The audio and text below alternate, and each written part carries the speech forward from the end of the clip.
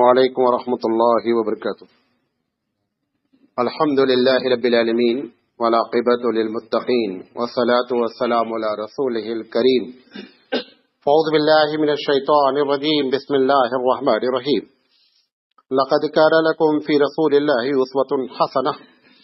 وقال تعالی في موضع آخر وما ارسلناك الا رحمة للعالمین. محترم حضرات، سیرت رسول اکرم صلی اللہ علیہ وسلم پر یہ سلسلے وار پروگرام چل رہا ہے اور آج اس کا 53واں درس ہے، 53. رسول اکرم صلی اللہ علیہ وسلم کی کو رحمت للعالمین کا جو لقب اللہ نے دیا ہے اس پر گفتگو ہو رہی ہے. اتفاق سے آج ایک صاحب کا فون آ گیا ہے تو انہوں نے کہا مولانا آپ یہ کہہ رہے تھے کہ اللہ تعالیٰ نے، اللہ کے رسول صلی اللہ علیہ وسلم نے عورتوں کے ساتھ بڑی رحمت کا معاملہ کیا، اور یہ لیکن بہت سے قانون ایسے ہیں جس میں ان کو نیچا رکھا گیا ہے.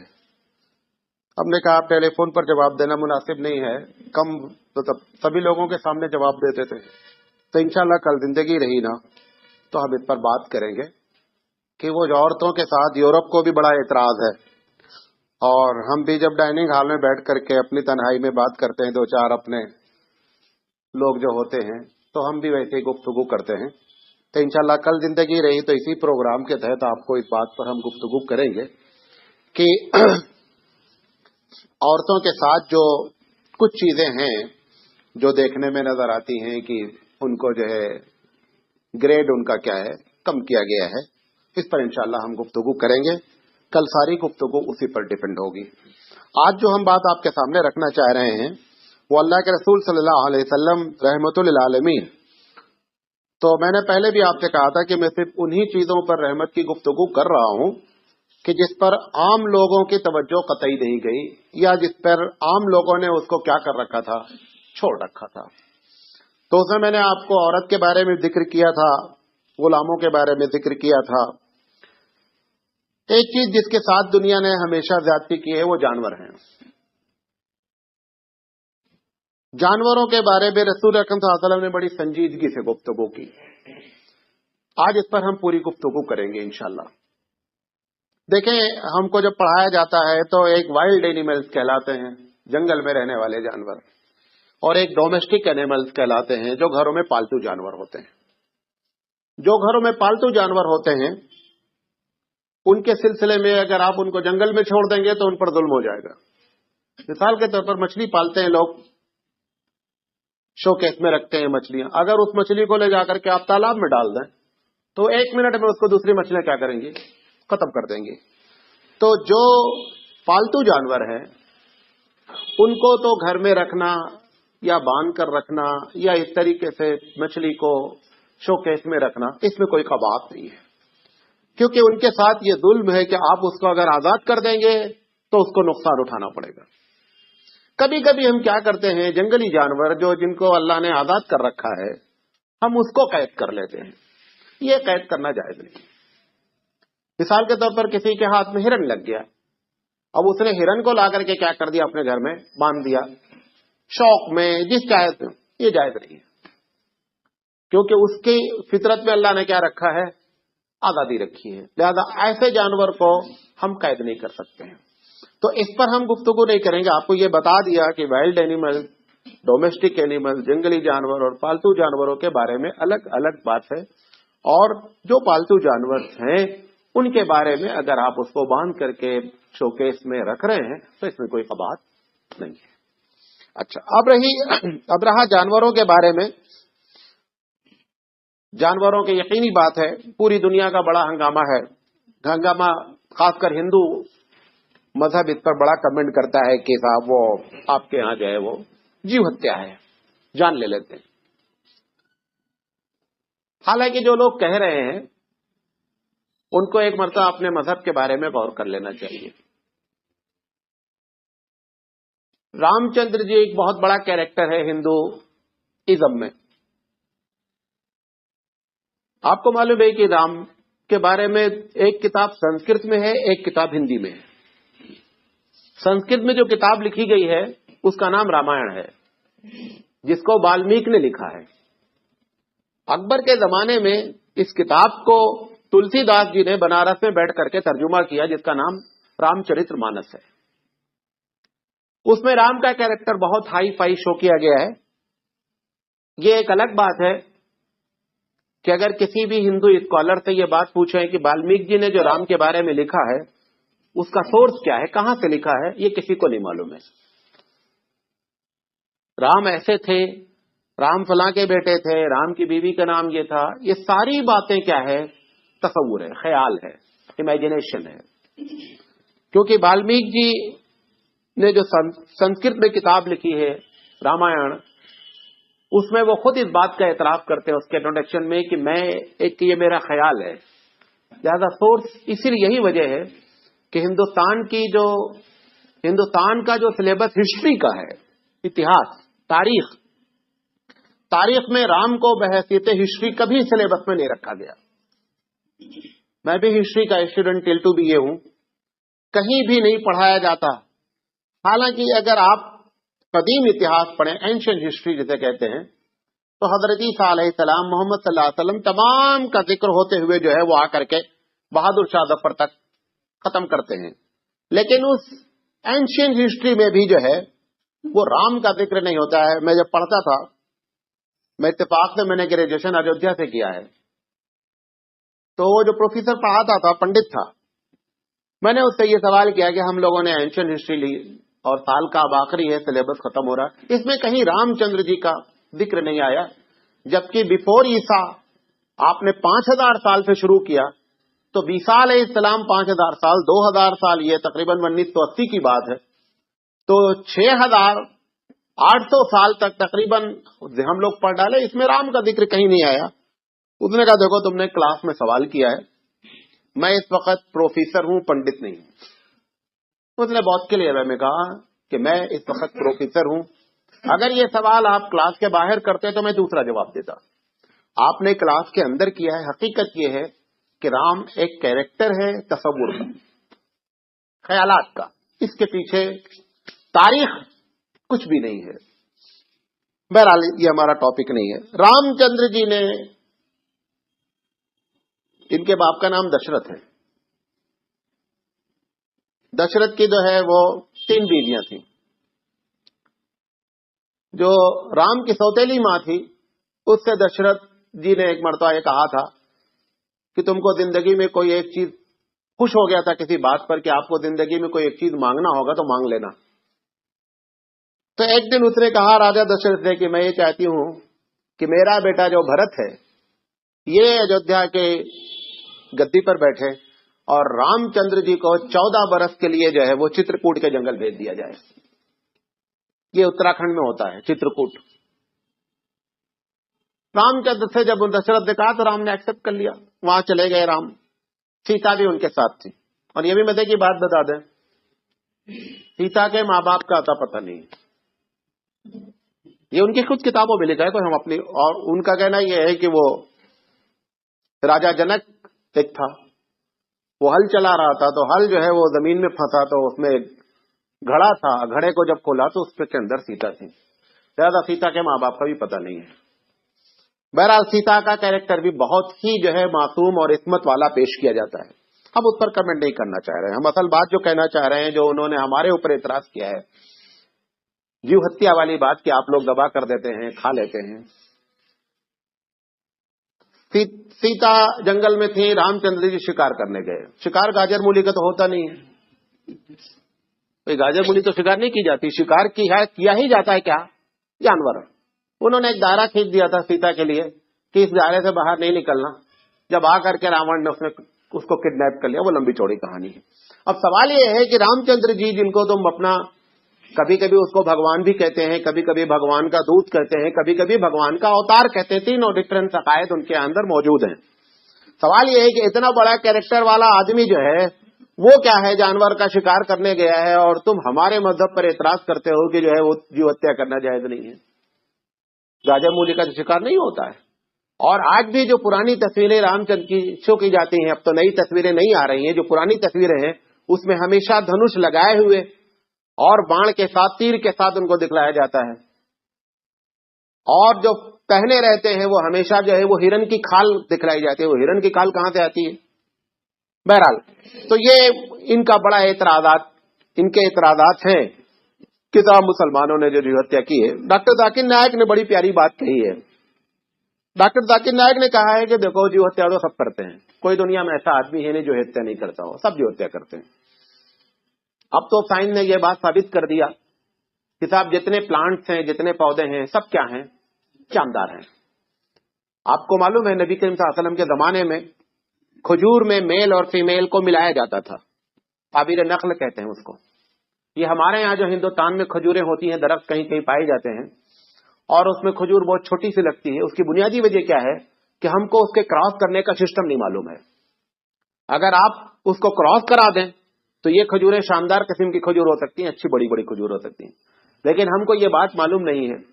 यकीनी बात है, जब क्रॉस का सिस्टम आया, मेल फीमेल का सिस्टम आया, मुदक्कर मुअन्नस का आया, तो इसका मतलब वो जानदार चीज है। आप जब धान काटते हैं, हर पौधा जानदार है। डॉक्टर जाकिर नायक साहब ने अपनी किताब में इस सवाल का जवाब देते हुए उन्होंने लिखा है कि उनकी फ्रीक्वेंसी इतनी हल्की है सुनने की कि हम उसको कैच नहीं कर पाते, वरना वो हंसते भी हैं, रोते भी हैं, जब पानी नहीं मिलता है तो परेशान भी होते हैं। और अब साइंस के जरिए कोशिश की जा रही है कि उनकी उन आवाजों को क्या किया जाए, कैच किया जाए कि क्या है। तो सवाब सिर्फ इतना है कि बोल नहीं पाते हैं। तो एक जानवर ऐसा है जो बोलता नहीं है, एक जानवर ऐसा है जो दिमाग नहीं रखता, एक जानवर ऐसा है जो देखता नहीं है। जानवर से मुराद जिसके अंदर भी जान हो। तो ये जो जानवर के साथ, जो पौधों के साथ हम जो खिलवाड़ कर रहे हैं, ये भी तो जुल्म है। जान वहां भी ली जा रही है। भाई अगर किसी आदमी के ऊपर केस हो जाए, आप एक आदमी बहरा हो, अंधा हो, गूंगा हो, आप उसका कत्ल करते हैं। अदालत में जब आप पहुंचेंगे तो आप ऐसे आदमी को मैंने कत्ल किया है, गूंगा था, बहरा था, कुछ नहीं, अंधा था, तो क्या जज आपको माफ कर देगा कि साहब से चलो कोई बात नहीं, आपने बड़ा अच्छा काम कर दिया? आपको मजीद गुनाह देगा वो कि तुमने ऐसे आदमी को कत्ल किया जो खुद बेचारा मजबूर था। तो केस कम नहीं होगा, केस तो ज्यादा हो जाएगा। तो अगर वो पौधे अंधे हैं, गूंगे हैं, बहरे हैं, जान तो रखते हैं, अगर इसका नाम जीव हत्या है तो सवाल यह है कि सारी दुनिया जीव हत्या कर रही है। अब जैन बेचारे परेशान होकर के वो मुंह पे क्या करते हैं, बांध लेते हैं। कब बांधते हैं? मैंने अभी हुबली में एक जैन का प्रोग्राम अटेंड किया था, तो वो जब प्रोग्राम कर रहे हैं तो उन्होंने बांध दिया। अब सवाल यह है कि जब तुमने बांधा, मतलब यह है कि जो जरासीम फजा में टहल रहे हैं वो हमारे मुंह में ना आवे, हमारी वजह से उनकी जान ना जाए। जब प्रोग्राम खत्म हो गया उन्होंने डाल कर निकाल के रख दिया। अब क्या जरासीम टहलना बंद कर दिया? क्या जरासीम फिर भी टहल रहे हैं, जरासीम फिर भी टहल रहे हैं। हमारे रसूल अकरम सल्लल्लाहु अलैहि वसल्लम ने रहमत की जो डिफिनेशन मैंने आपको पहले दिन बताई थी, ऐसा रहम ना किया जाए कि इंसानियत परेशान हो जाए। इंसानियत मुकद्दम है, उसको सबसे पहले आराम पहुंचाने की फिक्र की जाएगी। बकिया जितनी चीजें हैं उन चीजों के साथ ऐसा नहीं होगा कि इंसान परेशान हो जाए। और इन चीजों के साथ क्या है, आज देखें ना, कितनी बड़ी बड़ी ऑर्गेनाइजेशन, तंजीमें हैं जंगली जानवरों की हिफाजत के लिए। एक तंजीम ऐसी नहीं है कि साहब मुसलमान या गैर मुस्लिम बेमतलब कत्ल हो रहा है, इसका पूरे दुनिया में हंगामा किया जाए, ऐसी तंजीमें कोई नहीं है। जेल में कितने लोग बेमतलब सड़ रहे हैं, शेर के बचाव के लिए और गिद्ध के बचाव के लिए और चील के बचाव के लिए तंजीमें कायम है। इंसान के बचाव का कोई इंतजाम नहीं हो रहा। तो ये सब ऐसी चीजें हैं जो महज एक दिखावा है।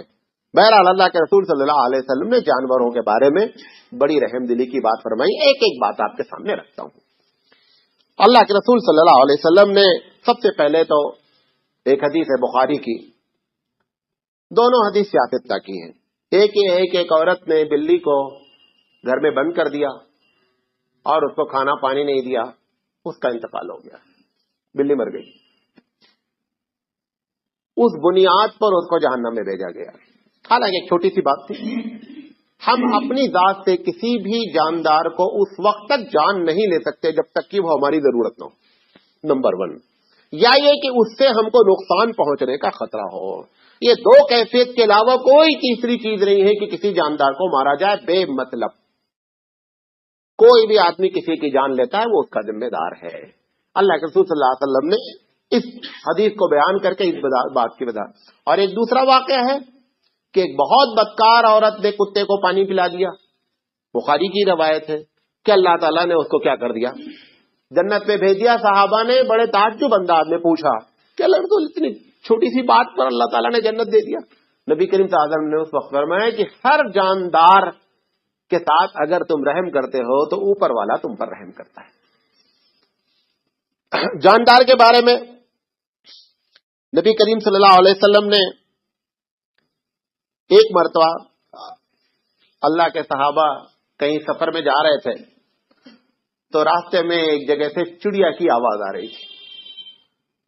वो गए, देखा तो चिड़िया ने बच्चा दे रखा है। उन्होंने बच्चों को उठा लिया और लेकर के आ गए चादर में लपेट करके। वो जब माँ आए, माँ भी थी करीब में, तो वो सर पर मंडलाती रही, चीखती रही कि अल्लाह के रसूल के पास आ गए तो देखा वो मंडला रही है। नबी करीम सल्लल्लाहु अलैहि वसल्लम ने पूछा क्या चक्कर है? दोनों ने कहा हम इसका बच्चा उठा लाए। क्या पहले फुर्सत में रख करके आओ, पहले फुर्सत में बच्चे को जाओ वहां रख करके आओ। और एक दूसरी हदीस इस पे अंडा निकालने की बात है कि घोंसले से अंडा निकाल लिया और वो चिड़िया चीखती रही। अल्लाह के रसूल सल्लल्लाहु अलैहि वसल्लम को जब मालूम हुआ था आपने फौरन वापस कराया कि जहां से अंडा निकाला है वहां अंडा रख करके आओ। नबी करीम सल्लल्लाहु अलैहि वसल्लम मक्के के जब फतेह मक्का के लिए निकले तो मक्के और ताइफ के दरमियान में गुजर रहे थे तो एक कुतिया ने बच्चा दे रखा था। अच्छा, कुतिया का यहाँ बच्चा दिए रहती है, अगर वहां से आप करीब से गुजरे ना तो बड़ी वो गुर्राती है। इत्तेफाक से नबी करीम सल्लल्लाहु अलैहि वसल्लम आगे दस्ते में थे, गुजर रहे थे, वो बड़ी गुर्राई वो, तो पता चला कि इसने बच्चा दे रखा। अल्लाह के रसूल ने दो सहाबी या एक सहाबी को वहां मुतय्यन किया कि देखो क्योंकि ये फौज है, वो गुर्राएगी, पता चला उठा करके किसी ने एक तलवार मार दिया तो मामला साफ हो जाएगा। लिहाजा दो आदमी को या एक आदमी को खड़ा किया कि जब तक सारा लश्कर गुजर न जाए तब तक इसकी हिफाजत करो। ये अपने बच्चे के साथ है इसलिए गुर्रा रही है। पूरा लश्कर जब 10,000 का लश्कर जो है वो गुजर गया तब वो सहाबी ने उस जगह को छोड़ा। ये नबी करीम सल्लल्लाहु अलैहि वसल्लम का जानवरों के साथ बर्ताव कि आज हमारे पास होता ना कुर्बानी के मौके पर खासकर, हालांकि सख्त अल्लाह के रसूल ने मना फरमाया है एक जानवर के सामने दूसरे जानवर को दबा नहीं किया जाए। आपने फरमाया 2 मरतबा आप दबा करते हैं। अब हम क्या कर रहे हैं, जानवर दबा कर रहे हैं, दूसरा जानवर भी क्या है वहीं खड़ा है। हालांकि सराहतन हदीस में मना दिया है, ऐसा नहीं करना चाहिए। जानवर के सामने जानवर को दबा नहीं करें। और मैंने खुद देखा है कि वो जानवर के सामने जब आप जानवर दबा करते हैं वो अजीब व गरीब किस्म से खौफ और उसके रोंगटे वगैरह सब क्या होते हैं, खड़े हो जाते हैं। अल्लाह के रसूल सल्लल्लाहु अलैहि वसल्लम उसकी भी ताकीद फरमाई ऐसा नहीं करें। फिर आपने फरमाया कि जब दबा करें छुरी निहायत तेज रखें ताकि जल्दी से जो है वो छुरी उसको दबा कर दे। इस पर भी आपने सख्ती से उसको पहले पानी पिला दें। ये सारी बातें यहां तक मना किया गया कि छुरी उसके सामने तेज न करें। अगर जानवर को आपको दबा करना है तो उसके सामने छुरी जो है वो तेज नहीं करें। इस पर भी अल्लाह के रसूल सल्लल्लाहु अलैहि वसल्लम ने हमारी रहनुमाई फरमाई। एक ऊंट नबी करीम सल्लल्लाहु अलैहि वसल्लम बंधा हुआ था, आप सल्लल्लाहु अलैहि वसल्लम गुजर रहे थे, आपको देखते ही ऊंट जो है वो बिलबिला कर रोने लगा। कभी आपने ऊंट को बिलबिलाते रोते देखा है? ऊंट बहुत अजीब व गरीब तरीके से रोता है और इतना रोता है कि आंख से आंसू नजर आते हैं जब रोने लगता है वो। अल्लाह के रसूल सल्लल्लाहु अलैहि वसल्लम को जो गुजरते हुए देखा तो वो रोने लगा। अल्लाह के रसूल इसके पास गए, उसके पीठ पर हाथ रखा, उसने अपनी गर्दन अल्लाह के कांधों के ऊपर, अल्लाह के रसूल के कांधों के ऊपर रख दिया। थोड़ी देर के बाद अल्लाह के रसूल ने पूछा कि इसका मालिक कौन है।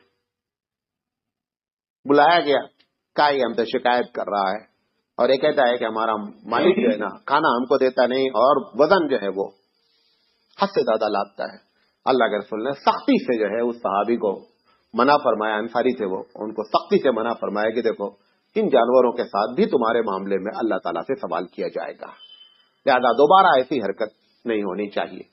नबी करीम सल्लल्लाहु अलैहि वसल्लम, कभी कभी होता है जब आज खैर बहुत कम है क्योंकि सवारियां ही नहीं, घोड़े वोड़े पे जब लोग चलते थे ना, अब एक साहब उधर से आ रहे हैं, एक साहब इधर से जा रहे हैं, दरमियान में मुलाकात, अस्सलाम वालेकुम अस्सलाम, घोड़ा खड़ा कर दिया, दोनों आदमी घोड़े के ऊपर बैठे हुए हैं, बातें कर रहे हैं, घंटा घंटा आधा घंटा का पास्टिक हो रही है।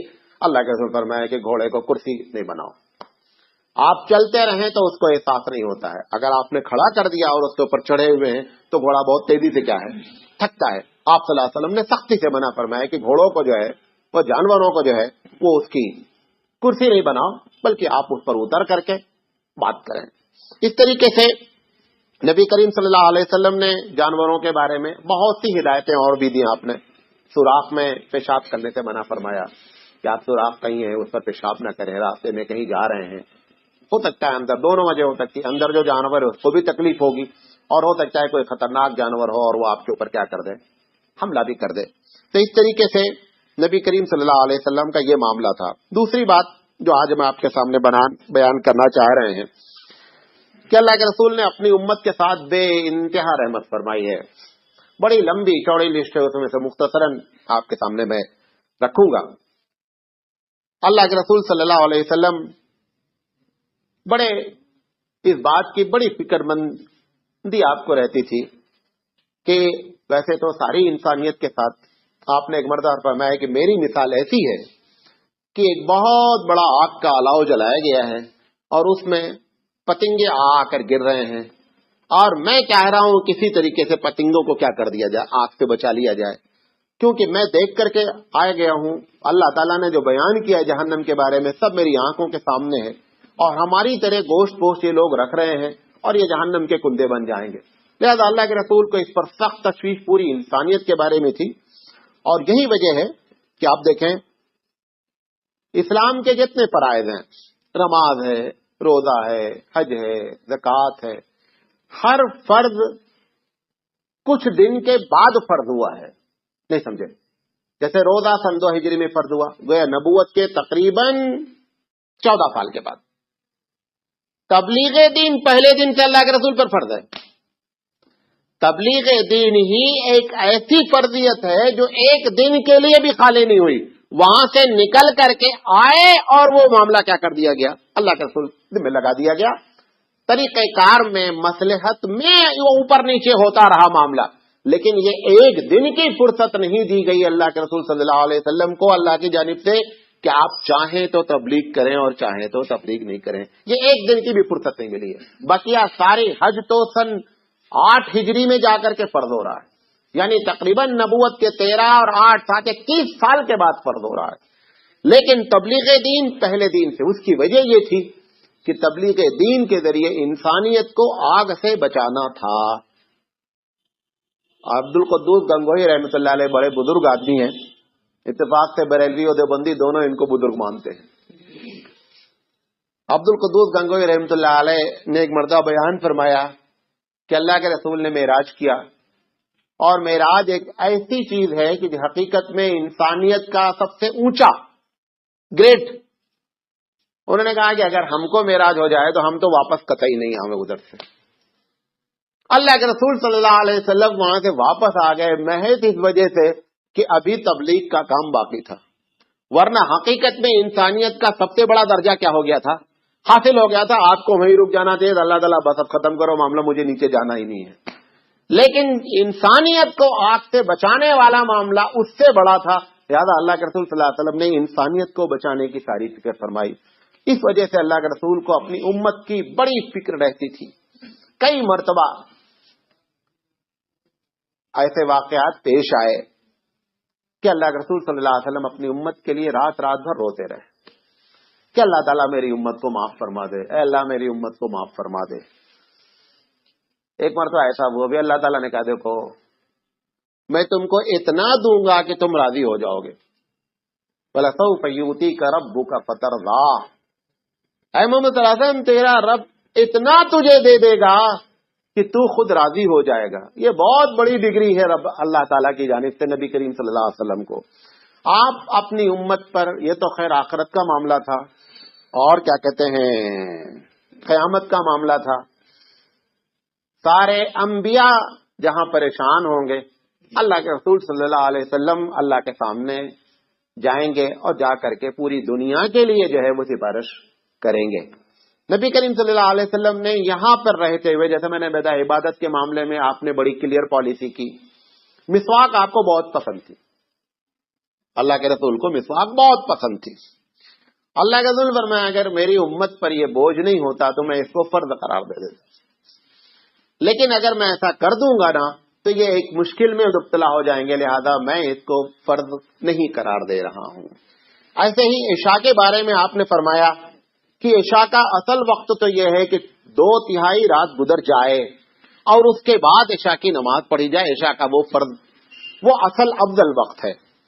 لیکن میری امت پر یہ بات بڑی شاق گزر جائے گی، لہذا میں اس بات کو پسند نہیں کر رہا ہوں کہ جو ہے وہ عشاء کا وقت اس کو قرار دیا جائے، اور آپ نے جو ہے وہ مغرب کی نماز کے تقریباً 1.25 گھنٹہ 1.5 گھنٹے کے بعد عموماً آپ نے عشاء کی نماز فرمائی۔ کبھی کبھی صحابہ کا بھی دل چاہتا تھا، کبھی کبھی کیا ہر وقت چاہتا تھا کہ اللہ کے رسول جب نماز پڑھائیں تو لمبی نماز پڑھائیں، کیونکہ بڑی ہی بہترین آواز میں پڑھاتے تھے، جو پیچھے کھڑے رہتے تھے نا مست ہو جاتے تھے۔ اللہ کے رسول صلی اللہ علیہ وسلم عورتیں بھی شامل ہوتی تھیں، تو کبھی کسی عورت کا بچہ چیخا، اللہ کے رسول نے کھٹ سے رکوع کر دیا۔ آپ نے فرمایا کہ دل چاہتا ہے کہ میں لمبی پڑھوں، لیکن یہ بچوں کو جو تکلیف ہے نا یہ اس سے زیادہ ہے، لہذا میں فوراً رکوع کر دیا میں نے، کہ تاکہ بچے، کیونکہ بچہ روئے گا، ماں کو نماز میں ڈسٹرب ہوگا، اس کا دل بھی نماز میں نہیں لگے گا، لہذا آپ صلی اللہ علیہ وسلم نے ان کا خیال رکھتے ہوئے بچوں کا اور ماؤں کا آپ نے کیا کر دیا، رکوع فوراً کر لیا۔ تراویح کے بارے میں یہ ہے کہ اللہ کے رسول صلی اللہ علیہ وسلم نے 3 دن تہجد کے وقت میں جو ہے وہ نماز جماعت سے پڑھی۔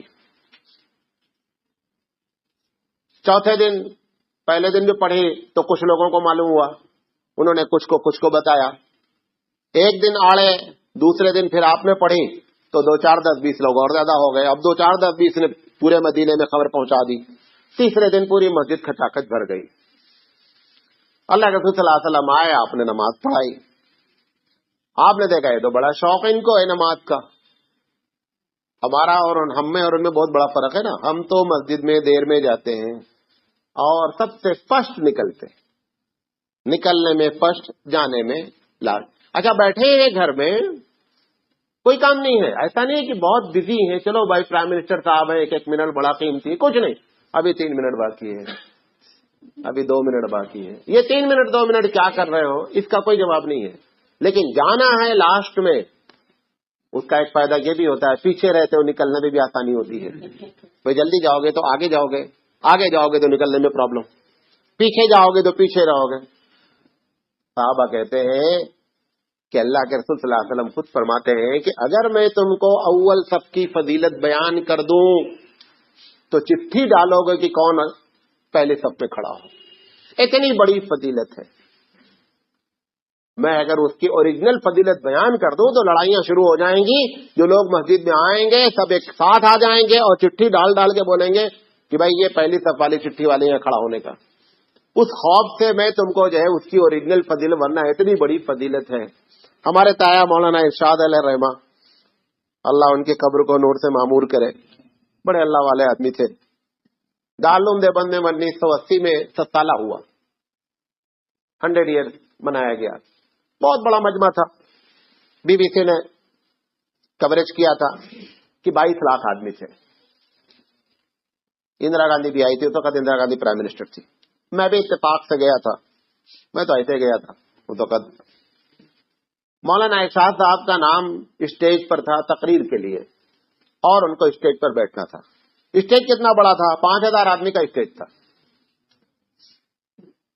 اسٹیج جو بنا تھا وہ 5000 آدمیوں کے لیے بنا تھا، اسٹیج بیٹھنے کے لیے۔ مولانا ارشاد صاحب نے جان بوجھ کر کبھی جماعت تو در کنارے، پہلی صف بھی نہیں چھوڑی۔ قاری طیب علیہ الرحمہ اس وقت وائس چانسلر تھے، تو انہوں نے کہا کہ میں تو جلسے میں نہیں آ پاؤں گا۔ قاری صاحب نے کہا پوری دنیا آ رہی ہے، 22 لاکھ 23 لاکھ آدمی اکٹھا ہو رہے ہیں، فلاں بادشاہ آ رہے ہیں، یہ آ رہے ہیں۔ انہوں نے کہا قاری صاحب یہ بتائیے کہ پہلی صف کا ثواب اس جلسے سے جانے سے زیادہ ہے یا کم ہے؟ ہم وہاں پہنچیں گے، نماز